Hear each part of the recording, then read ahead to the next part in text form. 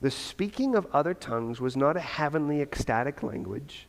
What we see here very clearly is the speaking of other tongues was speaking in languages that all of these people knew and understood. The apostles did not grow up speaking these languages. These were miraculously given to them so that they could preach the gospel to this representative group of nations there. But we read after this list of all of these peoples represented in verse 11, we hear them telling in our own tongues the mighty works of God. That is, this was a jump start to the proclamation of Jesus to the ends of the earth that happens here in Jerusalem, as all of these nations are gathered here. But ultimately, this mission is going to flip.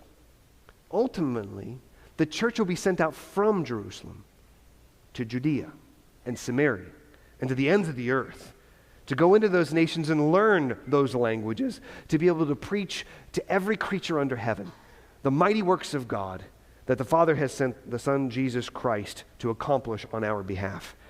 And so as we see this, we are seeing a direct fulfillment of what Jesus said would happen back in chapter 1, verse 8. When he said to wait in Jerusalem, he says, "For you will receive power when the Holy Spirit has come upon you, and you will be my witnesses in Jerusalem and in all Judea and Samaria and to the end of the earth." And throughout the book of Acts, and again, we need to pay careful attention, because this is the vision that God gives us for what the church is to be doing still to this day. What we are seeing is proclamation of Jesus, witness born to Jesus, that everywhere they go, they are bringing. And so they are going to proclaim his perfect obedience, one of my favorite places in Acts 3, verse 14, where they call him the Holy and Righteous One. We are going to see them bear witness to the redemptive work of Jesus. In chapter 10, verse 39, in a sermon, they bear witness to the cross, saying they put him to death by hanging him on a tree. And they bear witness to the resurrection. But God raised him on the third day and made him to appear not to all the people, but to us who had been chosen by God as witnesses, who ate and drank with him after he rose from the dead. In chapter 10, verses 40 through 41. And then in verses 42 through 43, they bear witness to Christ's future return.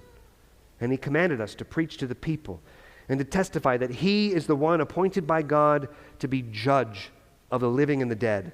To him all the prophets bear witness that everyone who believes in him receives forgiveness of sins through his name.